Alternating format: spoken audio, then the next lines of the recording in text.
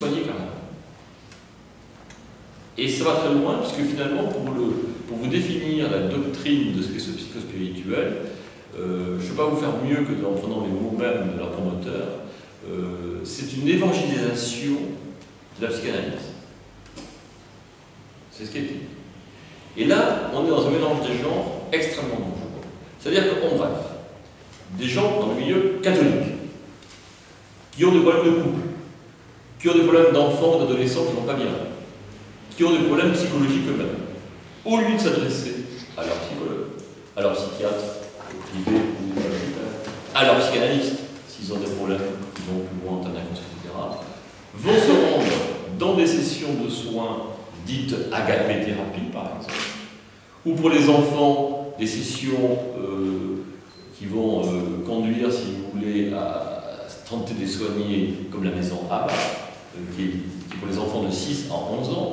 Et alors, sans qu'il y ait d'encadrement du tout, ni d'un médecin, ni d'un psychologue particulier, ni d'un psychiatre, ni d'un psychanalyste, ni d'un pédopsychiatre,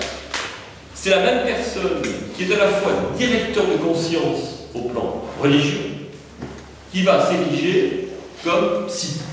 Et quand je dis psy, c'est toutes les catégories que j'ai. Voilà. Donc c'est bien évidemment, ça ne va pas donner de très bons résultats. Il y a des gens qui en sont contents, mais moi je vous dirais que moi qui étais dans une autre vie, j'ai défendu un mage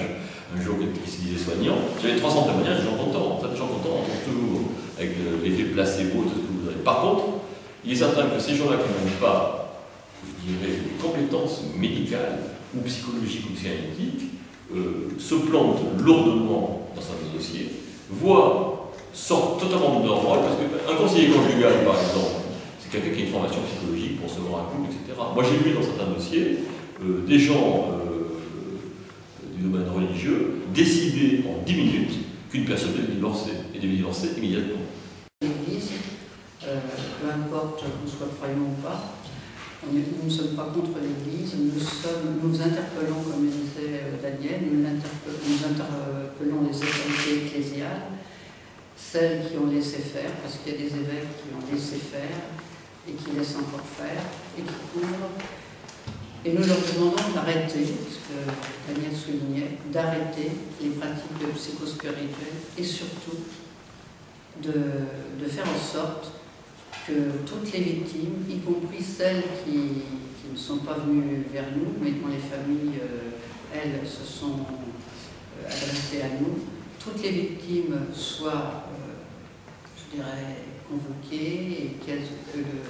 les autorités ecclésiales au plus haut niveau leur disent « vous êtes fait abuser, il ne faut plus croire à tout ça ». Leur explique pourquoi, comment, les prennent en charge, je dirais, sur le plan de la foi, sur le plan spirituel, et mettre en route tout le dispositif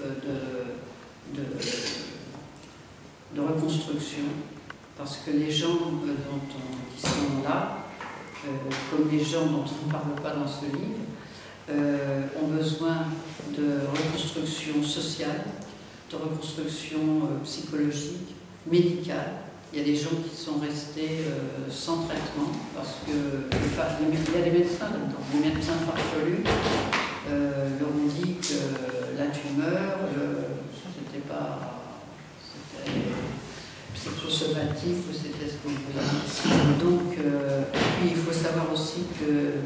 vous verrez à la lecture de certains témoignages que les gens arrivent à 60 ans, 65 ans, ils ont travaillé pour la communauté, ils n'ont pas de sécurité sociale, ils n'ont pas de droits sociaux, ils sont en somme sans identité par rapport à l'administration et au pouvoir public.